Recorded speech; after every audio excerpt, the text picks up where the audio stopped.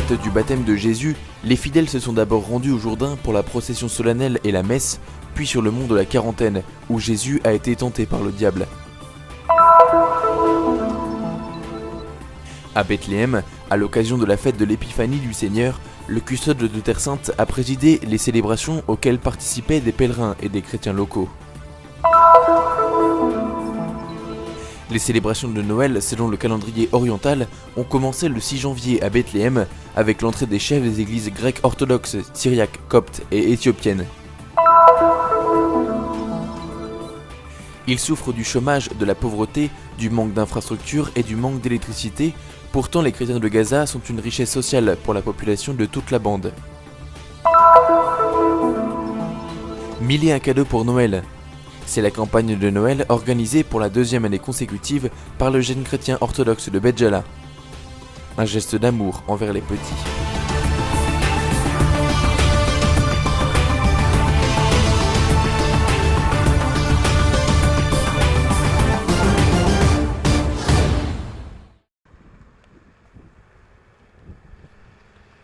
Un paysage désertique qui nous rappelle les récits évangéliques.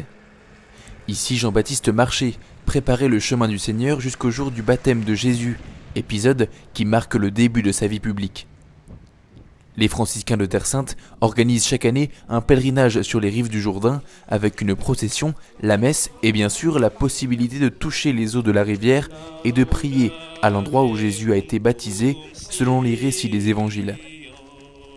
La région, toujours entourée de champs de mines et sous la domination d'Israël, a longtemps été fermée au public. Cependant, à partir de 2012, la fête du baptême du Seigneur a lieu ici, le dimanche suivant l'Épiphanie, selon le calendrier liturgique.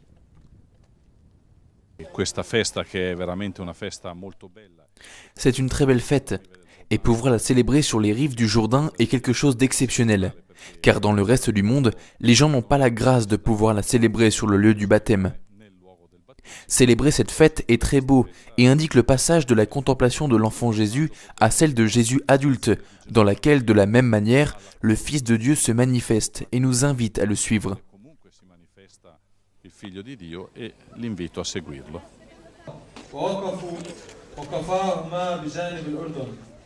Pendant la liturgie, les fidèles renouvellent aussi les promesses de leur baptême. En Terre Sainte, traditionnellement, des enfants sont baptisés au cours de cette célébration. Cette année, c'est le petit Samuel qui a reçu ce sacrement en ce jour spécial, sur les bords de la rivière, qui est porteuse d'une invitation à changer de vie. J'ai fait baptiser mon fils là où le Christ a été baptisé. Mes deux autres enfants ont reçu ici le sacrement du baptême, et c'est le troisième qui est baptisé ici. C'est un geste qui caractérise la foi de chaque personne, et nous en sommes très heureux. Après avoir été baptisé, l'Évangile nous dit que l'Esprit a conduit Jésus au désert, où il a été tenté. Suivant les mêmes étapes que le Christ, les participants se sont rendus en procession du fleuve Jourdain à Jéricho, plus exactement sur le mont de la Tentation, également connu sous le nom de mont de la Quarantaine. Le pèlerinage s'est terminé dans le monastère orthodoxe, lieu de la tentation du Christ. Dans le bâtiment, qui se fond avec les pierres de la montagne, a été lu le passage biblique qui raconte le dialogue entre Jésus et Satan. Un passage qui touche notre vie quotidienne et nous invite à vivre ancrés dans la volonté de Dieu.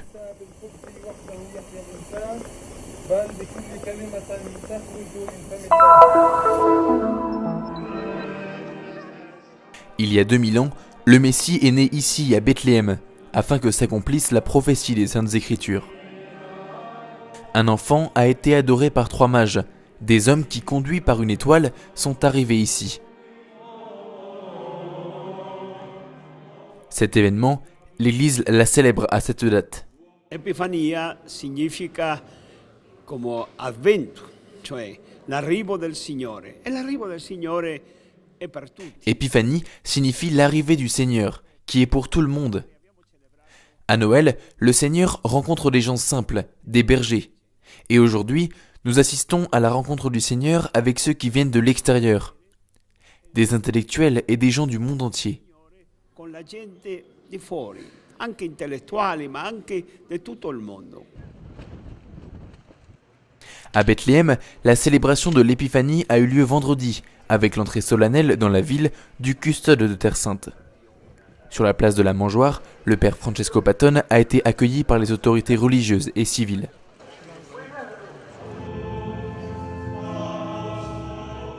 Après avoir traversé la porte de l'humilité et récité la prière des vêpres avec les autres franciscains dans l'église de Sainte-Catherine, près de la basilique de la Nativité, le custode a expliqué le sens de cette fête. Mettons-nous en adoration devant l'enfant Jésus, offrons-lui notre vie et demandons-lui le don de la paix. Samedi matin, le père Patton a célébré la messe solennelle. Y participaient des chrétiens de la terre de Jésus et des pèlerins de différentes parties du monde.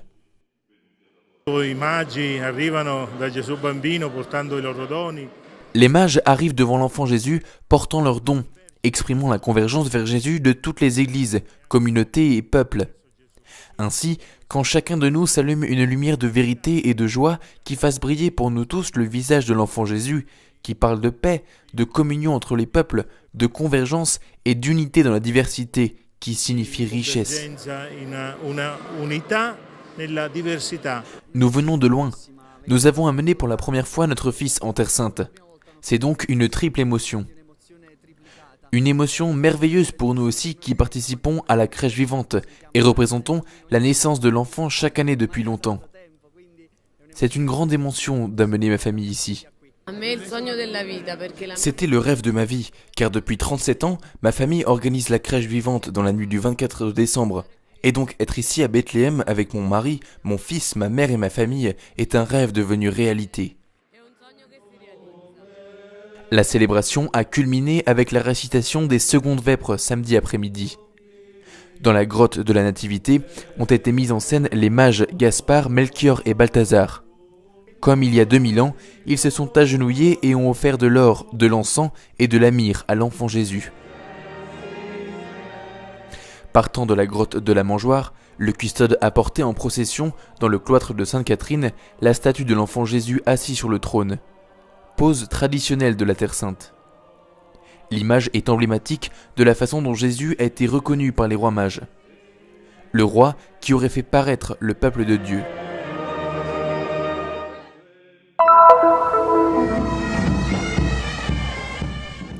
Le premier week-end de 2018, les célébrations de Noël se sont poursuivies à Bethléem, où les orthodoxes, qui suivent le calendrier oriental, ont célébré la naissance du Christ.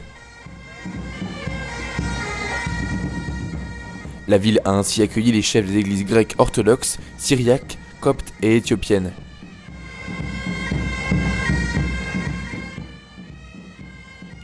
Aux premières heures du samedi matin, l'archevêque Mar Swerios Melki Mourad, vicaire patriarcal de l'église orthodoxe syriaque de Terre Sainte et de Jordanie, est entré sur la place de la Nativité. Le message du Christ est un message d'amour, de paix et de justice. Jésus nous a apporté la joie. Il nous a sauvés de nos péchés, du péché d'Adam et Ève, de la mort, nous donnant une nouvelle vie. J'espère que Noël marquera une nouvelle période pour la Palestine et la Terre Sainte. Plus tard, le vicaire patriarcal orthodoxe copte de Jérusalem, Amba Antonios, est entré en procession, a été reçu à Bethléem et, après les salutations officielles, est entré dans la basilique de la Nativité.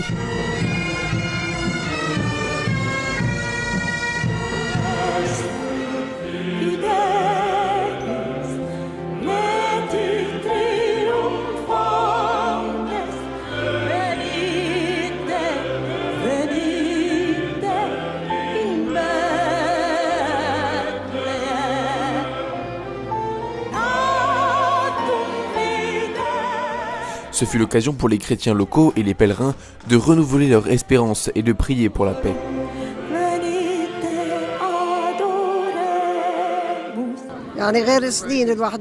J'aime venir ici et participer chaque année aux célébrations de Noël. J'espère que la paix triomphera dans les pays arabes et qu'un jour nous pourrons vivre dans la stabilité, l'amour et la paix avec tout le monde, parce que depuis mon enfance, je n'entends parler que de guerre et de problèmes. Je suis venu de Finlande pour visiter Bethléem et participer aux festivités de Noël. Je suis venu avec ma famille, ma mère et mes frères. Du Vatican, le pape François a envoyé ses vœux aux églises orthodoxes. Il a exprimé l'espoir que cette célébration serait une source de nouvelle vigueur spirituelle et de communion entre tous les chrétiens qui reconnaissent Jésus comme Seigneur et Sauveur.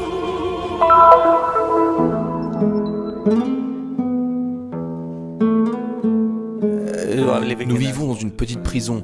Nous ne sommes pas autorisés à sortir. Même certains de mes frères et sœurs, je ne les ai pas vus depuis 15 ans ou 20 ans.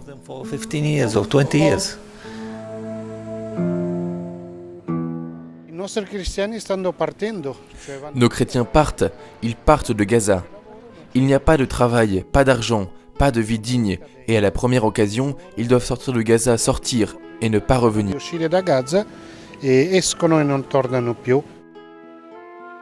Chômage, pauvreté, manque d'infrastructures et manque d'électricité.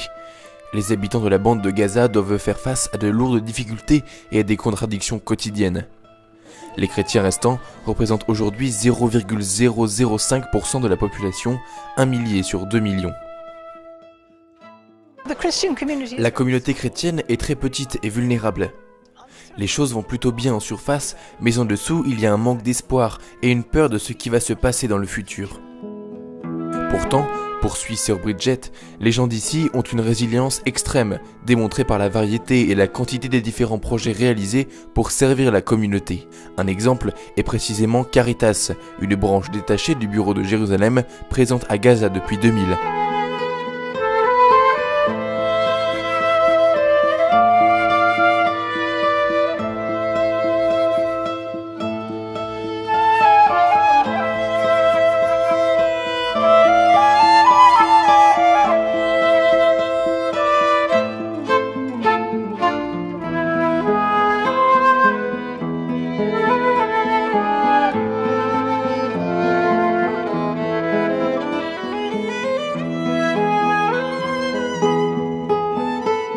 La paroisse de la Sainte Famille travaille également dans le secteur social.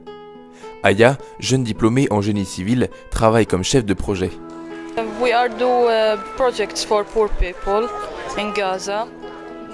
Nous faisons des projets, comme celui des panneaux solaires pour les maisons, pour que les pauvres de Gaza se sentent normaux.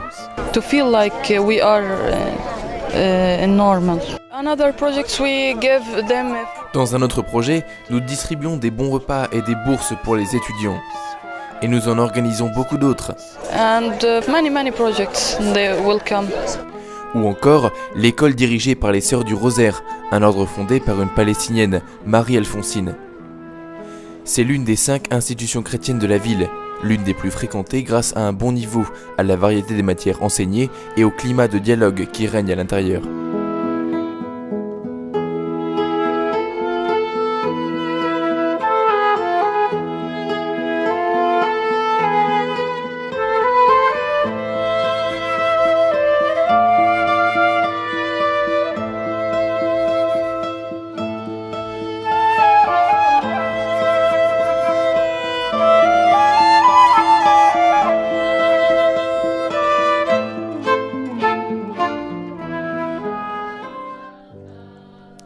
La communauté chrétienne est comme une grande famille. Une visite dans les maisons pendant les vacances de Noël, la prière dans le camp de réfugiés, le récit de souvenirs d'enfance à travers une photographie ancienne. Dans une vie quotidienne qui ne se rend pas à l'injustice et au mal, mais continue d'espérer.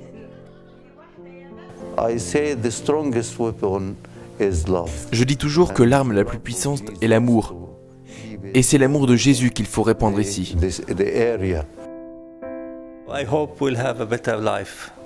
J'espère que nous aurons une meilleure vie pour l'année prochaine et que tout le monde aura une vie plus facile.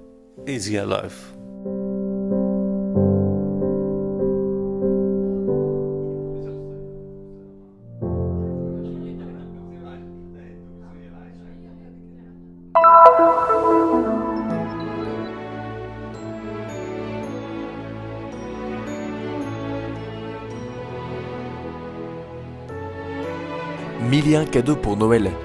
C'est la campagne de solidarité organisée pour la 2e année consécutive par les jeunes chrétiens orthodoxes de Bet Jala. Plus de 80 jeunes sont impliqués et 1500 cadeaux collectés cette année pour les plus petits.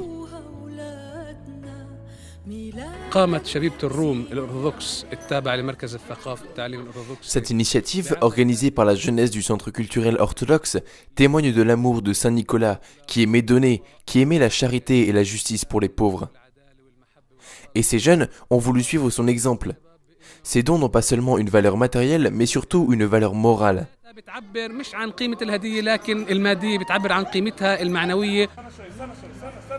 À l'intérieur du centre culturel, mitoyen avec l'église orthodoxe de Saint-Nicolas à Béjala, les jeunes ont recueilli les noms des familles et ont divisé les cadeaux en fonction du nombre d'enfants.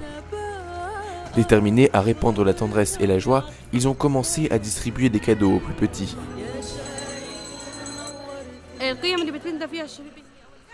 Nous voulons répandre la miséricorde et apporter de la joie aux autres pendant cette période de fête. J'ai 23 ans et je n'ai jamais compris la signification de ces vacances jusqu'à l'année dernière, quand nous avons visité plus de 500 maisons et procuré de la joie à 1200 enfants. Nous étions heureux de recevoir des photos d'un enfant qui dort avec un cadeau près de son lit, et nous avons donc décidé d'essayer d'atteindre le plus d'enfants possible. Notre objectif est de transmettre la joie de Noël et le message de Jésus à toutes les familles de Béjala, indépendamment de leur religion.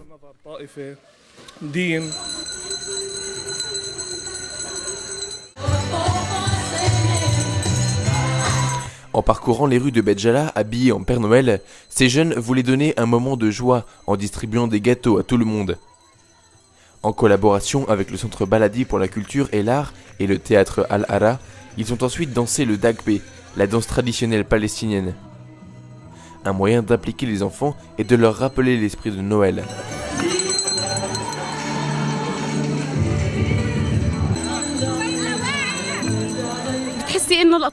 Nous voulons apporter de la joie aux enfants, et le Père Noël est si important pour eux, et je voudrais leur donner le bonheur.